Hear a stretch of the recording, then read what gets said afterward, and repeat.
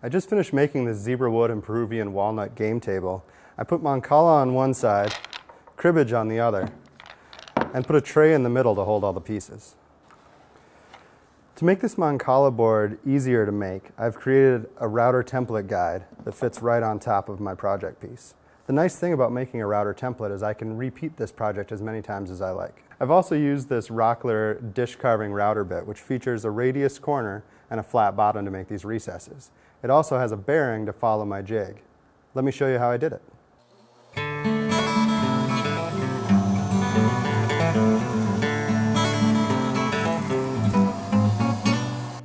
To get started, I installed my dish carving bit into my plunge router.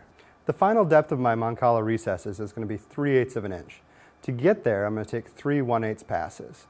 To make the router setup right, I'm going to take the depth of the jig at 3/4 plus the first 1/8, setting my little square here at 7/8 of an inch.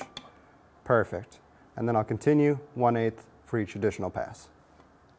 The final step before we start routing is to grab our template and place it on top of our workpiece, and then clamp the whole situation to the table.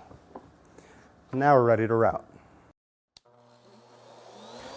Center your router over the opening in your template, being careful to not plunge your bit into the jig.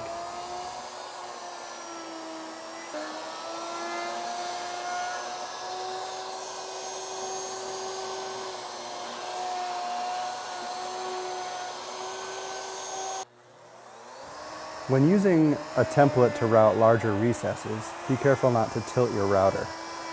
A good solution for this would be to attach a wider base plate that bridges the entire span. These templates made this mancala board super easy to make. I can make it once, or I can make it as many times as I want. Next time you have a project with tricky recesses or interesting shapes, grab yourself a router bit with a bearing, make a template, and you'll be ready to go. I'm Jacob Garrison for Woodworker's Journal. Thanks for watching.